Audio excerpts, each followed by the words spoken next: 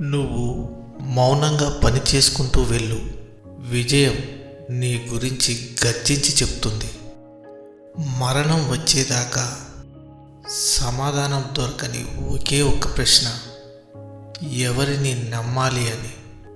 100 మందిని సంతోషపెట్టకపోయినా పర్వాలేదు, కానీ ఒక్కరిని కూడా బాధ పెట్టకుండా బతకడమే మంచి వాళ్ళ లక్షణం.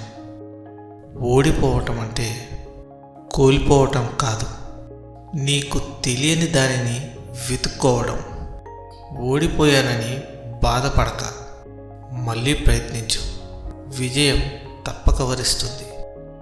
ఇతరులను బాధ పెట్టడం నీటిలో రాయి వేసినంత సులువు, వారిని తిరిగి మామూలు స్థితికి తేవడం ఆ రాయిని వెతికి తీసుకొచ్చేంత కష్టం. అందుకే ఎవరిని బాధ పెట్టకుండా ఉండాలి. తగ్గి బ్రతుకు, కానీ తల దించుకొని బ్రతకవద్దు. అర్థమైందనుకుంటా. ఈ ప్రపంచంలో ఏది పగిలినా అది శబ్దం చేస్తుంది, కానీ ఒక మనసు పగిలినప్పుడు మాత్రమే మౌనంగా మిగిలిపోతుంది.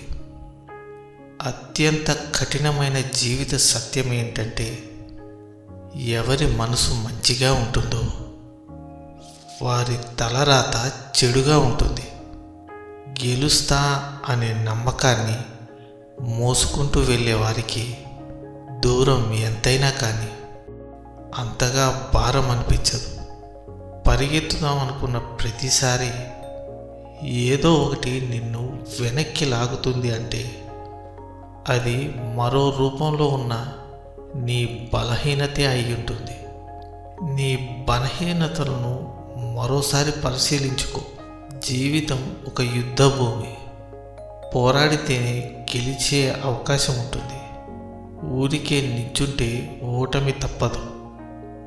నీ యొక్క గొప్పతనాన్ని నిర్ణయించేది నీ గుణం మాత్రమే, మరేదీ కాదు. తాళిని బరువుగా భావించే ఏ స్త్రీ కూడా సంసారానికి పనికిరాదు. అలాగే భార్యను బానిసగా భావించే ఏ మగవాడు కూడా సమాజానికి పనికిరాడు. అర్థమైందనుకుంటా. బానిసత్వానికి అలవాటు పడ్డవాడు తన బలాన్ని ఎప్పుడూ గుర్తించలేడు. ఒక ఈక ఊడిందని ఎగిరే పక్షి ఆగిపోతుందా? అలాగే ఎవరో నీతి లేని వారు ఒక మాట అన్నారని నీ పయనం ఆగకూడదు.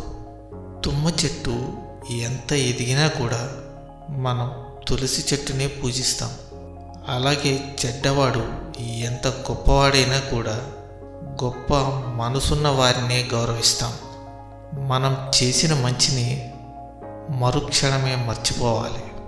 మనకు మంచి చేసిన మనిషిని మరణించే క్షణం వరకు గుర్తుంచుకోవాలి.